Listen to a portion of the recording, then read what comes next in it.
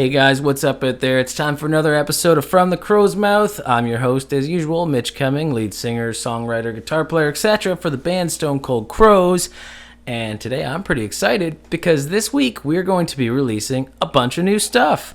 The new single, Perdition at Sea, which is exclusive, available for download on our website. And actually we allowed it to go through some of other partners as well, like Apple Music, Amazon, anywhere. You can only download it though, so it's not a streamable song unless you pay for it.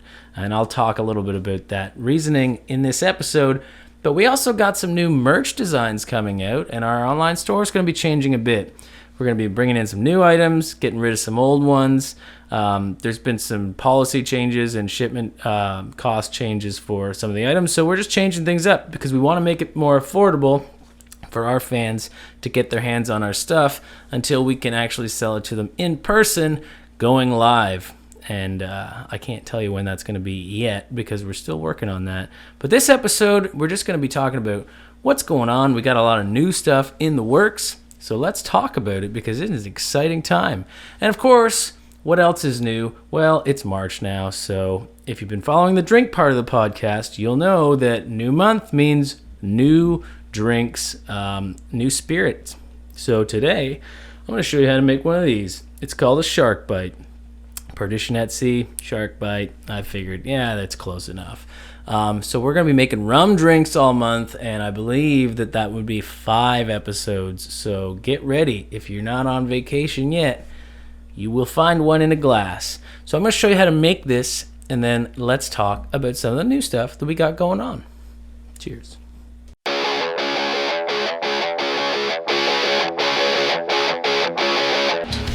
Hey guys, what's up? It's time for another rock and roll bartender segment of From the Crow's Mouth, a video podcast hosted by me, Mitch Cumming, lead singer, lead songwriter, and lead guitar player for the band Stone Cold Crows. Today is the first episode airing in March, which means we're not doing bourbon and whiskey drinks anymore. We're switching, and it's going to be rum. Maybe if you're like myself, you're a little sick of the cold weather in the winter by now, and you wish you were on vacation on a beach somewhere. Can't go, this is the next best thing, and I've got tons of recipes. We're going to do a lot of tropical rum drinks. I'm really excited to dive into them. But today I'm going to show you how to make a drink called a shark bite. Coincidentally, it's coming out the same week as our new song Perdition at Sea, which maybe not a shark, but a song based around Moby Dick. I thought it'd be pretty appropriate. Drink's really easy to make. It's visually very appealing, and it tastes delicious. So, what do we need? And let's begin. The key components of this drink is you're going to need white rum. I'm using Havana Club. I really like Cuban white rum. But you can use any white rum you want. You're going to need spiced rum. Today I'm using Sailor Jerry. Again, I really like the taste of this spiced rum. And these are really cheap rums, so that's a good thing. You don't need to go out and buy really expensive stuff to make this drink.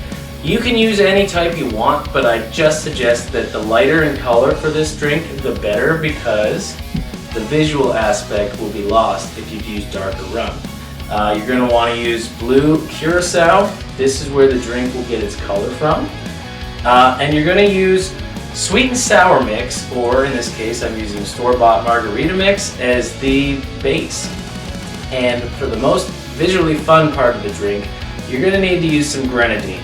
Now I'm using the cheap store-bought stuff you can get at the grocery store because realistically it's only for color.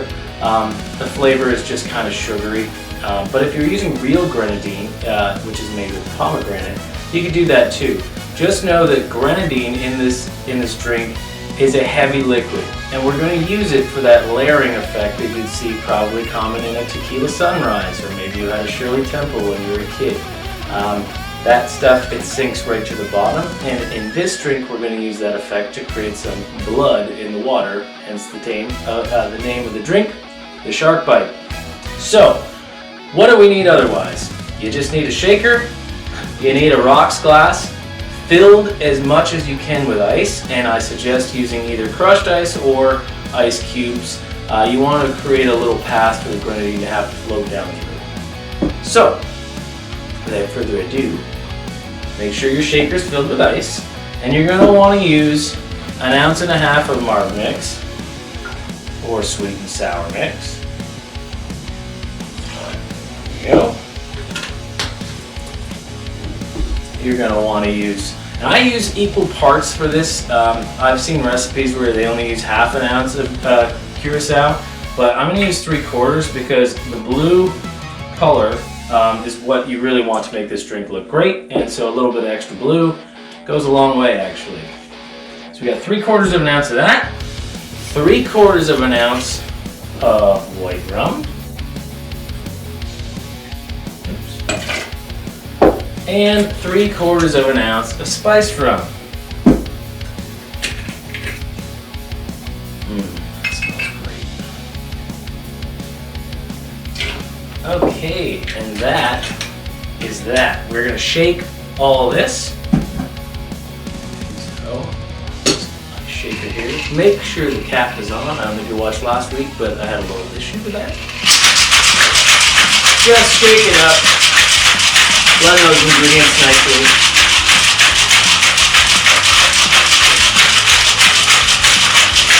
There we go.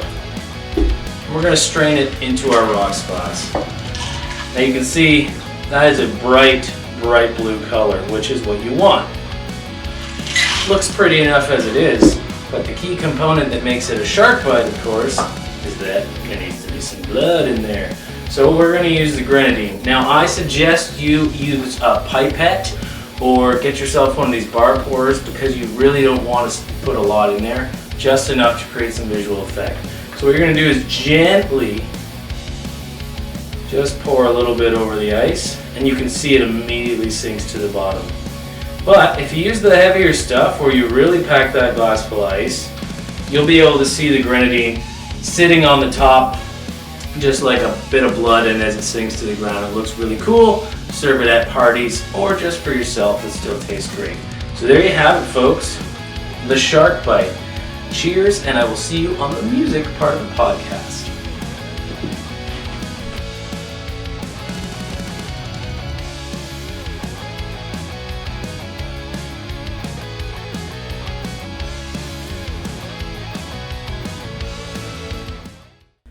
Okay, so we're back. We've got a shark bite.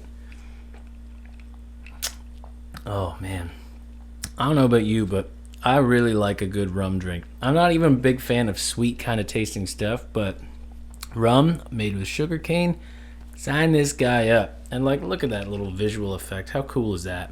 There's a lot of stuff that goes into rum drinks. And tiki culture, which I've been learning about, reading. Man, that is an art form all on its own, separate from every other type of bartending, and I am excited to play with some new toys and ingredients and show you what I can come up with, or at least what somebody else has come up with, and I can do my own spin on, or just show you how to make it because it's delicious. But we're not here to talk about rum exclusively. We're here to talk about what's new. And, well, what do I say? A new song since the first release that we've had since our debut album, Original Sin Part 1, came out in October. And things can get a little slow with, the way COVID has been going. Money has been tight. I don't know what else to say, really. Like, I personally have lost my job, I don't know, 6 times or something in the last 2 years for lengthy bouts. And what the government decides is a living wage, well, let's just say, agree to disagree, but I'm not on the agreement side. But I've got a new job. Bryson started a new job. Both of them are probably pretty significant upgrades in what we both take home at the end of the day. So things should be on the up and up. And just for anyone out there who's curious, it's like, trying to pay for albums, merch designs, marketing, particularly recording costs, on the budgets of 2 guys instead of a whole band, splitting things down evenly. So, 4 or 5 guys versus 2. It's not easy, especially when you keep losing your source of income. But like I said, things are on the up and up, and that is part of the reason, though, why we decided that Perdition at Sea was going to be a download only. Now, it's not like we don't want our fans to hear our music, but for the cost of like $1 or whatever, we hope to recoup some of that money just so that we can go back and record Original Sin Part 2. This song, by the way, is not part of that album. We feel the need that over the course of our, budding musical career here, we're probably going to be doing like little exclusive songs here and there that aren't part of albums, because I feel like our albums are a little more conceptual, and while this could definitely fit into the overall theme, this is just a song that we wanted to do as a one-off and bridge the gap a little bit between going back into the studio and doing Original Sin Part 2. The album's written, and I gotta say, for anyone who liked Original Sin Part 1, if you do decide to check out Perdition at Sea, and for $1 or whatever, I really suggest you do, you will see that this song is a step way up from what we have already done. We have played with some new toys. We are getting more comfortable with orchestral arrangements and with just the sound that is going to be Stone Cold Crows, and I really, really am excited to see what we can do with the songs that were written for Part 2. What else do we got going on that's new? Well, if you've been paying attention to our social feed, you'll have seen that we are releasing new merch designs. Now, we've been sitting on these for months, realistically, till this. We're just waiting for this day. We do believe our mantra, dare to be different and create cool shit. We believe it to our core, and that's kind of like it's really important in any business or band, a mission statement or some kind of slogan you can attach to yourself that you believe in, that kind of directs you where you want to go and how you should be doing things when you're not sure of that. You can always go back to that statement, and that's what we believe. And man, these t-shirt designs, these art designs are kick-ass, and I have all of them. I wear them out in public. Obviously, I haven't promoted them too heavy up till now because that would ruin the debut. But man, they're awesome. And we're working to get our store updated with all of those and new bundle options to save you guys a couple of bucks if you want to pick up a shirt. We've been going through some trials and tribulations of using the print-on-demand service. We use Printful, and I've tried several companies now with samples, and we believe that while Printful is a little bit more expensive, the quality difference is night and day. And I wouldn't want to sell anybody something that looks faded, or you get 3 washes of it and then it starts to peel, or it feels like sandpaper or whatever. So like, cheap isn't always better, but we are going to be working to change things, even though the cost of shipping keeps going up. Thank you, COVID, or at least that's what they tell us. But it is what it is. Until we can do big runs of t-shirts to play in a live capacity, the print-on-demand route is the only option we have at the moment. And we think the designs are worth it, and we've taken some of the stuff. There will be some things that you would have seen on our store that are going to be removed because, well, frankly, the shipping time has just been too long. With delays in international shipping and post services, we've had, an issue where it's like, okay, well, I ordered this thing and it's not here. So we want to make sure, especially for all fans at home in Canada, because not a lot of things are actually manufactured in this country.